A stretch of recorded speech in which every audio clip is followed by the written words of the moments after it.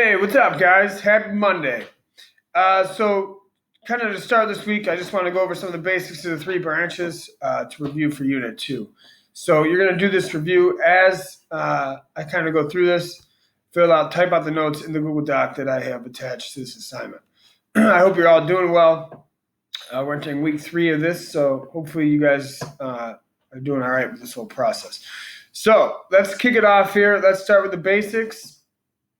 Let's see. President, cabinet, and 4 million others is the executive branch. Remember, the executive branch is the largest branch. It employs the most people because it takes a lot of people to carry out the laws, to enforce the laws. Okay, it's a big country, geographically and population-wise, so therefore it takes a massive amount of people to enforce these laws that are passed by Congress.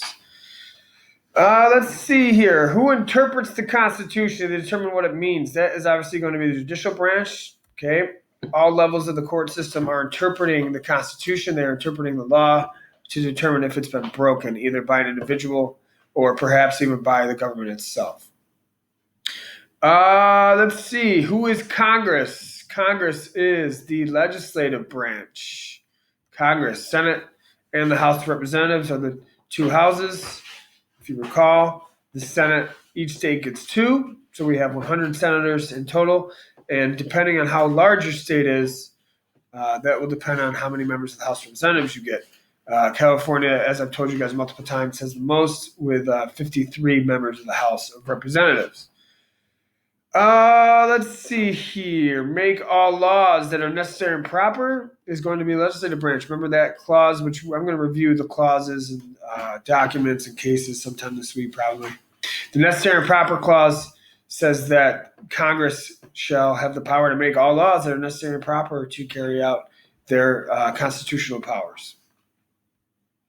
Let's see here. Let's move this a little bit. Where's the basics? Let's go Senate and the House of Representatives up here to the legislative branch. Where is the Supreme Court? There it is. For judicial branch, we have the Supreme Court and lower federal courts. Okay, remember, there's 3 levels of the federal court system. The first level is the district court level, which is like trial courts. And then you have the appeals level. And then if you appeal your appeal, you can possibly get to the Supreme Court. Remember, they only hear about 80 cases a year, though. Okay.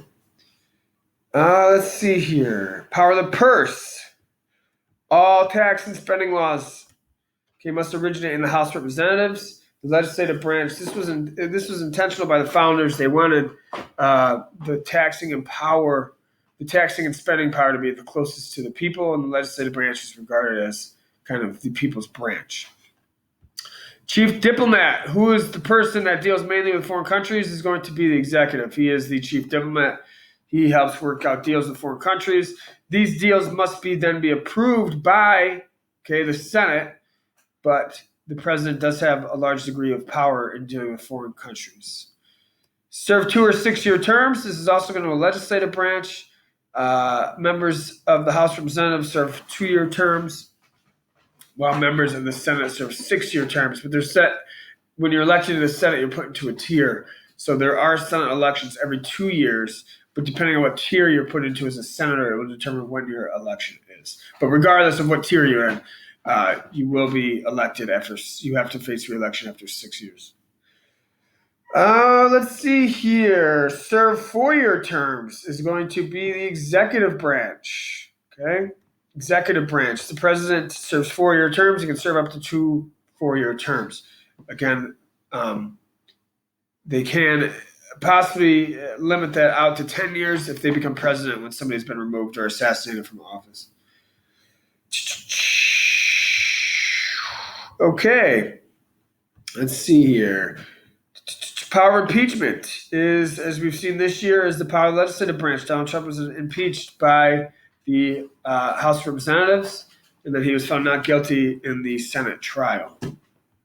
Appoints federal judges is the president. Okay, there's hundreds of federal judge positions that are appointed by the president and then approved by the Senate. Again, the Senate has this power to approve most of the president's appointments. Interprets the laws, like we said, interprets the laws, interprets the Constitution is going to be up here in the judicial branch. Commander-in-Chief of the military is the president. Okay, president is the overall commander of the United States military. Okay, they are the end-all, be-all commander of the military. Now they have advisors that help them. It's called the Joint Chiefs.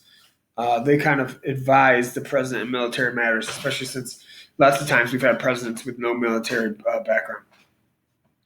Power to declare war is the legislative branch. Okay, so although the president commands the military, he does not have sole power to declare war. Okay, now that has changed a little bit with the War Powers Act. You guys should know that term. The president can use military force up to 90 days, but he has to get funding from Congress after that. Hold on, my alarm's going off.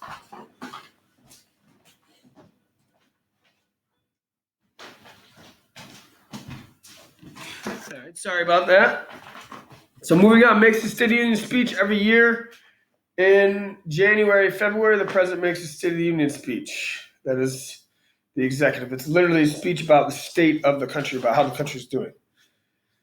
Obviously, we said the president appoints federal judges. Supreme Court justices are federal judges, so therefore appoints Supreme Court judges. Again, those appointments have to be approved by the Senate. Okay, judicial review is this process. You guys should know this court case. Marbury versus Madison. It established the Supreme Court's power of judicial review, which means they can look at a law and determine if it has violated the Constitution. This is not put out in Article 3 of the Constitution. The Supreme Court basically gave themselves this power. If you remember the facts of Marbury versus Madison, that's they ruled the Judiciary Act unconstitutional, and that set the precedent of this power, and this is now the main power of the Supreme Court. In line with that, the judicial branch can also declare presidential actions unconstitutional, and eventually they could be removed from office through the impeachment process. Approves executive appointments. We've talked about this several times just in this video. That is the legislative branch, mainly the Senate must approve all the president's picks. Serve for life. Okay, serve for life is the judicial branch. All federal judges serve for life. Now, at the state level, it's a little bit different. Judges are usually elected, but at the federal level, all judges are serve for life, or until they resign or they retire. Negotiate treaties with other countries. Chief diplomat, that would be the executive branch. Again, these treaties must also be approved by the Senate. Carry out and enforce laws, should have done this one way earlier, is the executive branch. Like I said, to the 4 million people, why the branch is so large is because they have to carry out and enforce these laws. It takes a lot of people to do that. Creates lower federal courts. As the country has grown, both geographically and population-wise, we need more courts to deal with that, and that is the legislative branch's power to do that. And we said judicial review is the power to declare laws unconstitutional. That's judicial. All right, guys. So this is the three branches in their most basic form. Okay, this is some real rudimentary review just to get your brains back going on these three branches topics. So hopefully this helps. Make sure you fill out the notes while I've done this, and you need to submit this to me. So don't forget to click submit. There's also going to be a 60 minutes interview that you need to watch over the next couple of days with the Speaker of the House, Nancy Pelosi. That interview is like a year old, but it's still relevant to kind of what we're talking about. So you guys have a great day, and I will see you a little bit later. Peace.